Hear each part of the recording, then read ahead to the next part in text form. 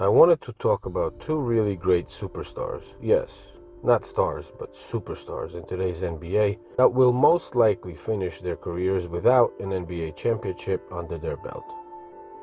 Those two are loyal to the core, put work in every single night, will not back down from anyone, but also feel the connection and respect for their teams and franchises because they get that respect back.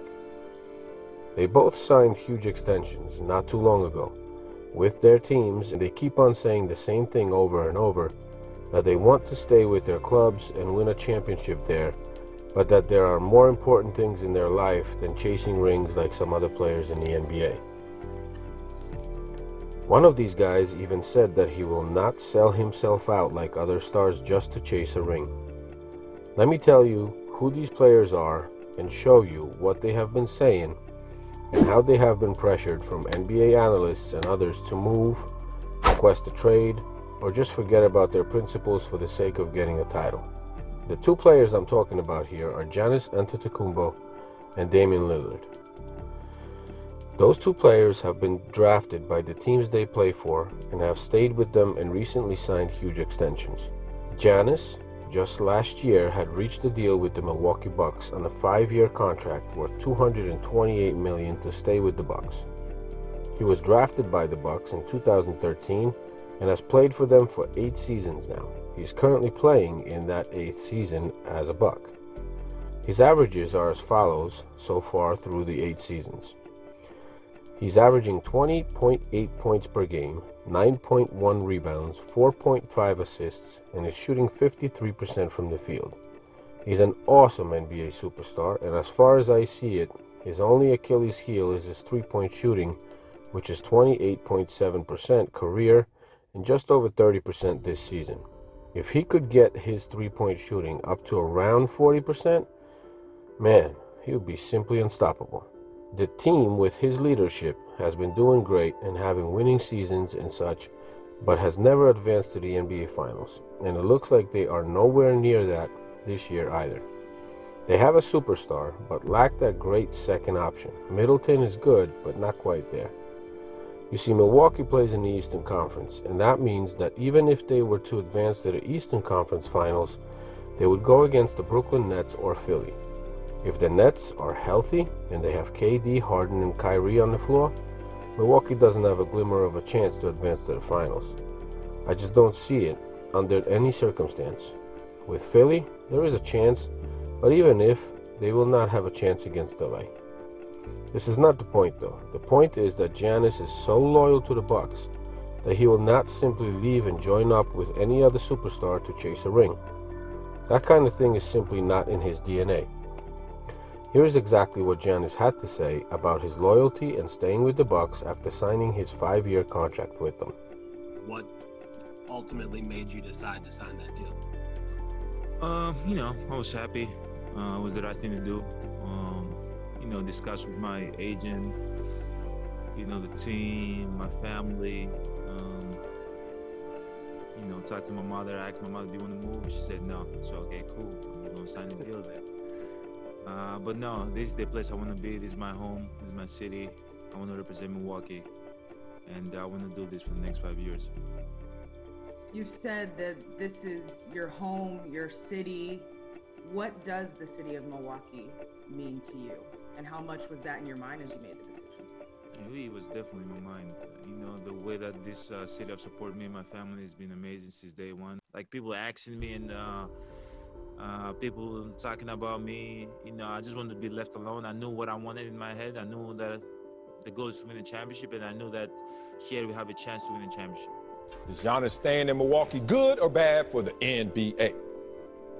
It's terrible for the NBA. There could be nothing worse for the NBA than Giannis Antetokounmpo pledging allegiance to the Milwaukee Bucks.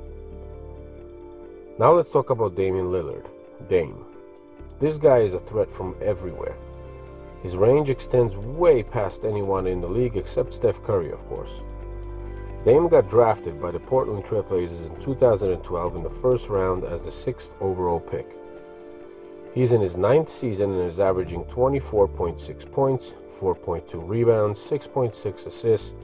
He shoots almost 44% from the field and 37.4% from three, as well as an 89% in free throws.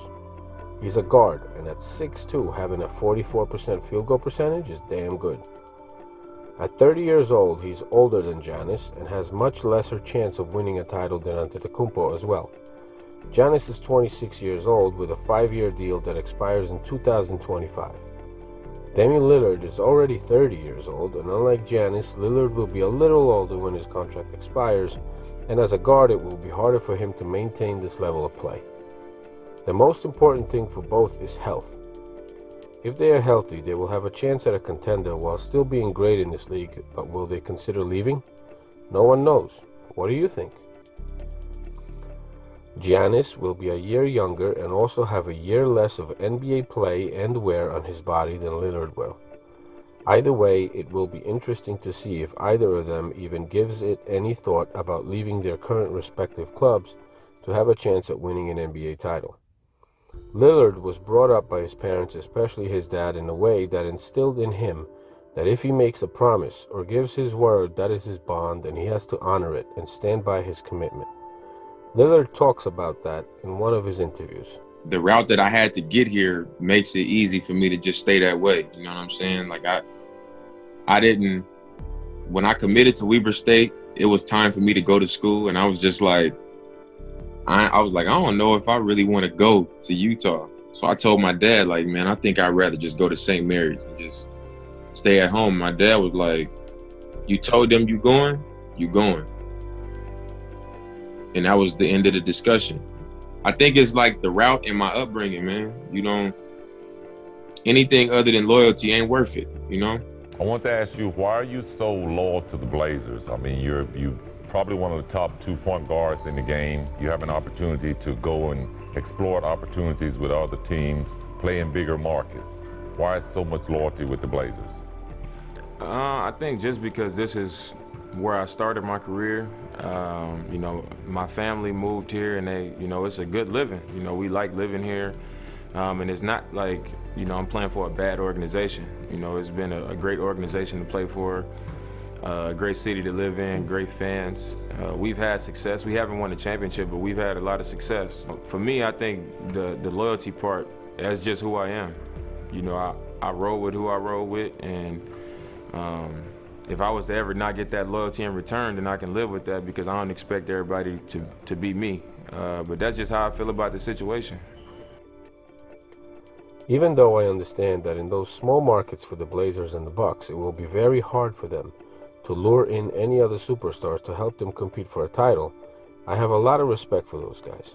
It is very rare for NBA players, especially now, to be loyal and stay with teams that drafted them for a long time and especially their whole careers. It is not certain that these guys will stay with their teams their whole careers, but if I had to place a bet on it, I would say it is more likely Damian Lillard stays with the Portland Trail Blazers than Giannis with Milwaukee. As far as now, they both feel their teams have treated them very well and their families as well. The question is if they will feel the same when they are both over 30 years old and have less and less chance to win a chip. As we know, being a young player in the NBA, most of them really care about their scoring stats, individual accolades, but as players get older, they tend to put all of that aside and concentrate more on winning a title and solidify their respective legacies. What do you guys think about those two players? Do you think they will stay their whole careers in their clubs? Or do you think they will go somewhere else and try to win a championship, especially when their contract expires? Will they request a trade? I wonder what your opinions are, so please comment in the comments and I will answer every single comment that you will post. Also, if you have any ideas on future videos, put it in the comments and I will definitely take it into consideration, choosing the best ideas. Thank you for watching. I'll see you in the next one.